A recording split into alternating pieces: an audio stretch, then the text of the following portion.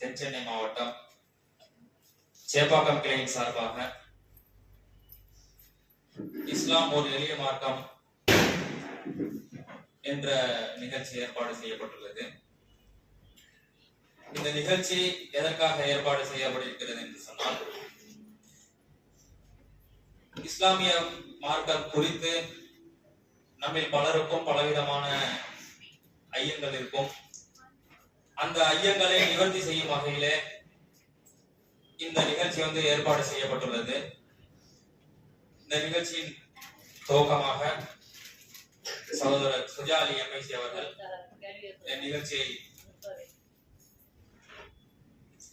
நிகழ்ச்சியிலே உரை நிகழ்த்துவார்.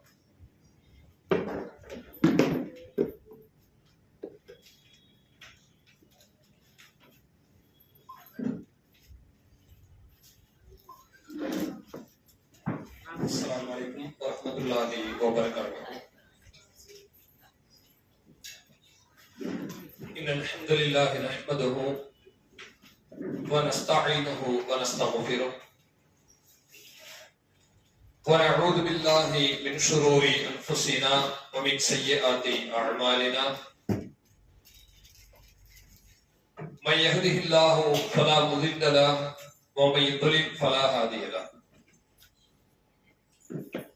وأشهد أن لا إله إلا الله وحده لا شريك له وأشهد أن محمدا عبده ورسوله أما بعد. கண்ணியம் நிறைந்த எல்லாம் வல்ல அல்லாஹ்வின் நல்லடியார்களே, பெரியோர்களே, தாய்மார்களே, சகோதர சகோதரிகளே,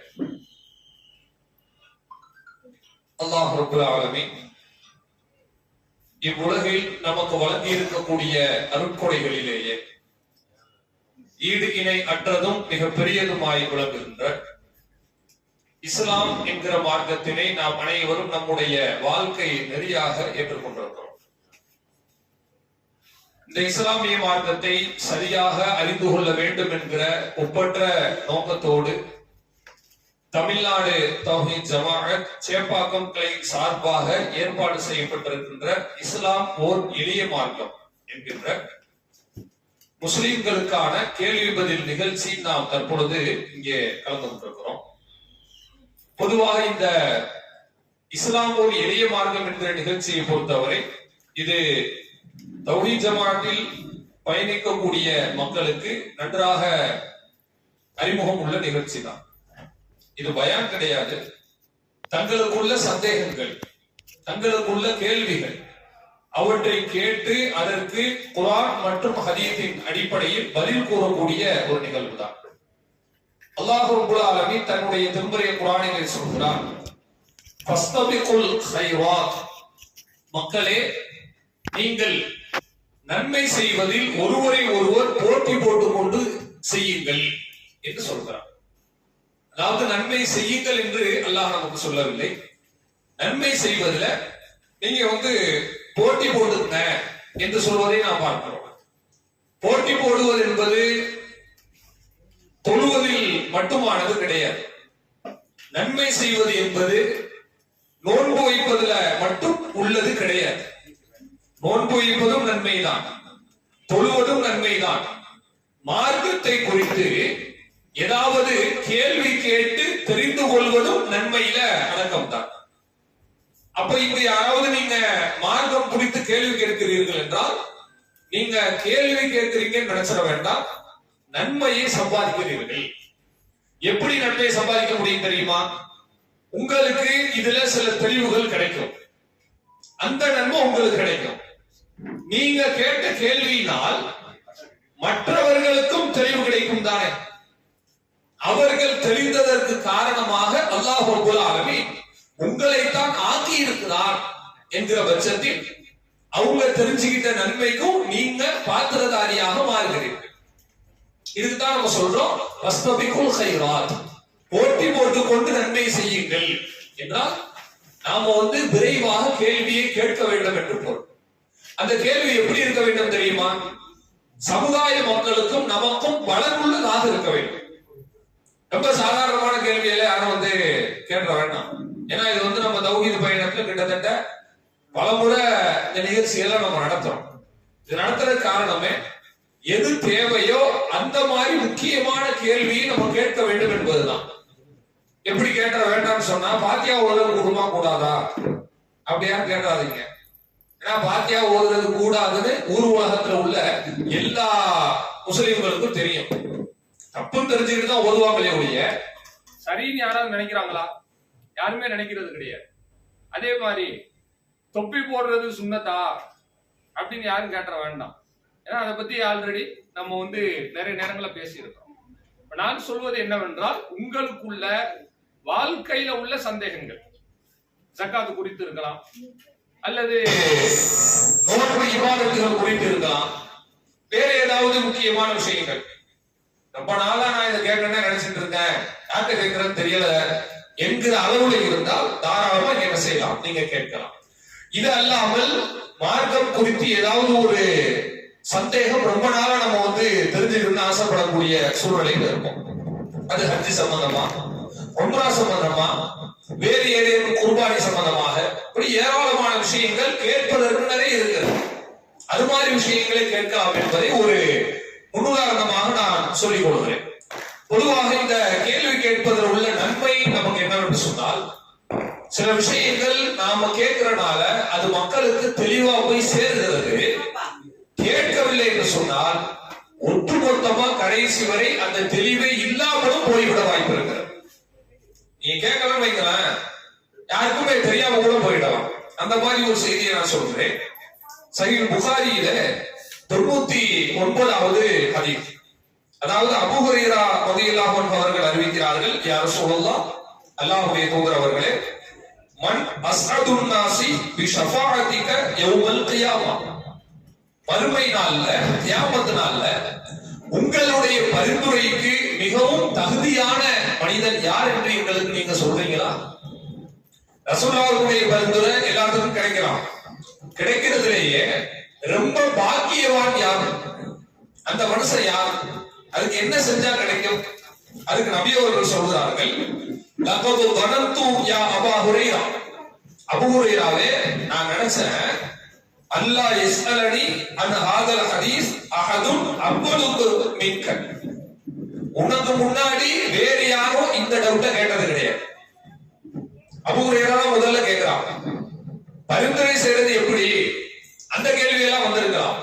பரிந்துரைக்கு தகுதியானவர்களிலேயே பாக்கியமான மனிதன் யார், என்ன செஞ்சா கிடைக்கும், இதை இவங்க தான் முதல்ல கேட்கிறான்.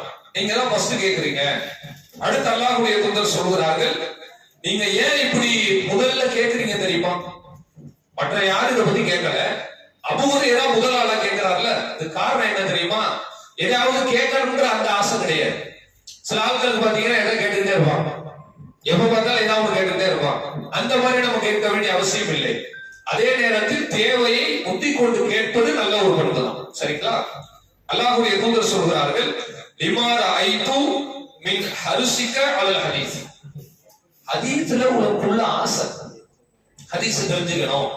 அதாவது சில ஆட்களுக்கு சில விஷயங்கள்ல ஆசை அதிகமா இருக்கும். சில ஆட்களுக்கு பாத்தீங்கன்னா சாப்பாடு ஆசை அதிகமா இருக்கும், எங்க போனாலும் சாப்பாடு தேடி போயிடுவாங்க. சில ஆட்களுக்கு டீ அடிக்ஷனா இருப்பாங்க. ஒரு ஊருக்கு புதுசா போறீங்கன்னு வச்சுக்கோங்க, 4 பேர் இப்ப நாங்க சேர்ந்து ஒரு இடத்துக்கு ஃப்ரெண்டா போறோம், ஒருத்தர் திடீர்னு காணா போயிடுவார். அவர் எங்கேயும் தேட வேணாம், எங்கேயா டீ கடையில நிப்பாருங்க அப்படின்னு சொல்லுவாங்க. ஏன்னா சில ஆட்களுக்கு ஒரு சில விஷயத்துல பேராசை அது என்னதான் இருந்தாலும் முடியவே முடியாது. அபூ ஹுரைராக்கு எப்படி ஆசை தெரியுமா? வேற எதுலயும் டைம் பாஸ் இல்ல, அவருக்கு பொழுதுபோக்கு, நல்லது கெட்டது எல்லாமே மார்க்கம் தான். ரசூலுல்லாஹ் தான் சொல்றாங்க, நீங்க மார்க்கத்துல ரொம்ப ஈடுபாடா இருக்கீங்க, பேராசையா இருக்கீங்க, அதனாலதான் நீங்க கேட்டிருக்கீங்க. இப்ப நான் அதுக்கு பதில சொல்றேன், கேளுங்க. அல்லாஹ்வுடைய தூதர் சொல்கிறார்கள், அஸ்அதுன் நாஸி பி ஷஃபாஅத்தி யௌமல் கியாமா, மறுமை நாளில் என்னுடைய பரிந்துரைக்கு தகுதியான மனிதர்களில் மிகவும் பாக்கியம் பொருந்திய ஒரு மனிதர் யார் தெரியுமா? இங்க இருந்து வேகமா போருக்கு போனாரே ஒரு மனிதர், அவன் கிடையாது. கால் கடுக்க நின்னானே, அவன் கிடையாது. யார் தெரியுமா அந்த மனிதன்? மன் கால லா இலாஹ இல்லல்லாஹ், யார் லா இலாஹ இல்லல்லாஹ் என்று கலிமா சொல்கிறாரோ அந்த மனுஷனுக்கு தான் என்னுடைய பரிந்துரை கிடைக்கும். எப்படி சொல்லணும்? சொல்லக்கூடாது. லா இலாஹ இல்லல்லாஹ் சொல்ல சொன்னா எல்லாரும் சொல்லுவோமே. ஒரு கிளிக்கு நீங்க சொல்லி கொடுத்தா கூட திருப்பி சொல்லும். அதுக்கு புரிஞ்ச மாதிரி லா இலாஹ இல்லல்லாஹ் அப்படின்னு சொல்லியிருப்பாரு. ஒரு நான் முஸ்லீம்ல உள்ள ஒரு பேச்சாளர், அவரை கூப்பிட்டு ஒரு பேச விட்டீங்கன்னு வச்சிருந்தேன், அழகா நம்மளோட சொல்ற அதுவும் சொல்ல ஓதலாம் இருக்கு, உச்சரி போட. அதெல்லாம் விஷயம். தூதர் சொல்கிறார்கள், லா இலாஹ இல்லல்லாஹ் என்று கூறியிருக்க வேண்டும். ஹாலிஸம் மின் கல்பிஹி, அவர் உள்ளத்தில் இருந்து உண்மையாக சொல்லி இருக்க வேண்டும். மனப்பூர்வமா எப்போ ஒரு மனுஷனுக்கு வரும்? அல்லாஹ்வை பயந்திருந்தா தான் வரும். மனப்பூர்வமா எப்பொழுது ஒரு மனிதனால் சொல்ல முடியும்? இஸ்லாத்தை முழுசா உள்வாங்கினாதான் சொல்ல முடியும், நடிச்சா சொல்ல முடியாது. அல்லாஹ் உள்ளங்களை அறியக்கூடியவன். இன்னஹு அலீமுன் பிதாத்தி சுதூர், உள்ளங்களில் உள்ளதை ஊடுருவி அறியக்கூடியவனாக அல்லாஹ் இருக்கிறான். அப்ப தூதர் சொல்கிறார்கள், மன் கால லா இலாஹ இல்லல்லாஹ் ஹாலிஸம் மின் கல்பிஹி அவ் பி நஃப்ஸி, தன்னுடைய உள்ளத்தாலும் தன்னுடைய உயிராலும் அவர் இஹ்லாஸோடு லா இலாஹ இல்லல்லாஹ்வை சொல்லி இருந்தால்தான் நாளை மறுமையில அவன் நரகத்திற்கு போகக்கூடிய சூழ்நிலையில் கூட என்னுடைய பரிந்துரையால் அவன் சொர்க்கத்திற்கு போகக்கூடிய வாய்ப்பு இருக்கிறது என்று தூதர் சொல்கிறார். எவ்வளவு அற்புதமான ஹதீஸ் நம்ம கேள்விப்பட்டிருக்கோம் இல்லையா? நம்ம இப்ப தெரிஞ்சுக்கிட்டீங்கல்ல, இது எவ்வளவு பெரிய நன்மை. இதை கேட்கும் போது நம்முடைய ஈமான் பலமாகுது இல்லையா? அறகுறையா ஈமானோடு இருந்தாலும் அப்ப இஹ்லாஸோடு இருந்தாதான் மறுமையில பரிந்துரை கூட கிடைக்குமா? சொர்க்கம் கிடைக்கிற இரண்டாவது பட்சம் தான், பரிந்துரை கிடைக்கிறது கூட இஹ்லாஸ் இருந்தாதான் கிடைக்கும். செய்தியை நம்ம தெரிஞ்சுக்கிட்டோம். அபூ ஹுரைரா கேட்டனாலதான் தெரிஞ்சுக்கிட்டோம். அபூ ஹுரைரா அவங்களுக்கு நம்ம தெரிந்து கொண்ட நன்மையிலிருந்து ஒரு பங்கை எடுத்து அல்லாஹ் ரப்பல் ஆலமீன் அவருடைய மௌத்து கடந்தாலும் அவங்களுக்கு கொடுத்துக்கிட்டே இருக்கும். இதுதான் கேள்வி கேட்கறதுல உள்ள சிறப்பம்சம். கேள்வி கேட்கறதுனா நம்ம எப்படி நினைச்சிட கூடாதுன்னா, எனக்கு ஒரு டோக்கன் கொடுக்குறாங்க நான் கேட்கிறேன் அப்படின்ற மாதிரி சாதாரணமா நினைச்சிடாதீங்கம்மா. நீங்க கேட்கிற கேள்வியில யாரெல்லாம் பலன் பெறுகிறார்களோ அவர்கள் அனைவருடைய நன்மையிலும் உங்களுக்கு பங்கு உண்டு. நீங்க உட்கார்ந்த இடத்துல என்ன செய்யலாம், நம்ம இங்க கேட்டுட்டு அதுல ஒரு 10 பேர் ஆன்சரை தெரிஞ்சுப்பாங்க, தெரிஞ்சுட்டு வீட்டுக்கு வந்து போயிடுவோம், அவங்க வேலையை போய் பார்க்க ஆரம்பிச்சிருவோம். ஆனா இத வச்சு ஒரு ஆள் வாழ்க்கையில மாற்றத்தை உண்டு செய்வார்கள் இல்லையா? தொழாதவங்க தொழுவாங்க, சக்காத்து கொடுக்காதவங்க கொடுப்பாங்க, நோம்புல ஏதாவது மிஸ்டேக் பண்ணி இருந்தா அதை கரெக்ட் பண்ணுவாங்க. இது எல்லாத்துக்கும் காரணம் நம்முடைய கேள்வி. அவங்களுடைய திருத்தத்திலிருந்து நமக்கு ஒரு பங்கு கிடைக்கிறது என்கிற ஒரு சுயநலம் தான் இதுல உண்மையா நடக்குமே. நிகழ்ச்சி நடந்ததுல மறுமையில நமக்கு நன்மை வேணும் என்கிற அந்த சுயநலமான ஒரு பார்வை இது மார்க்கத்தில் தாராளமா என்ன செய்யலாம், இருக்கலாம். எனவே எந்த விதமான ஒரு தயக்கமும் இன்றி உங்களுடைய கேள்விகளை, சரியான கேள்விகளை மார்க்கத்தினுடைய அறிவுக்கு உட்பட்டு நாம் அறிந்து கொள்ள வேண்டும் என்கிற உயர்ந்த நோக்கத்தோடு நீங்கள் கேட்குமாறு தற்பொழுது இந்த முன்னுரைக்கு நான் இத்துடன் முடிவை எடுத்துக் கொள்கிறேன். இப்ப உங்களுக்கு சொல்லப்பட்ட வரிசை அடிப்படையில நீங்க கேள்விகளை கேட்கலாம்.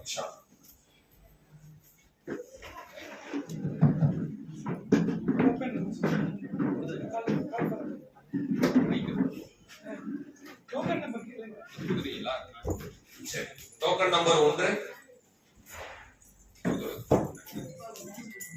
டோக்கன் நம்பர் 1 யார் வச்சிருக்கா?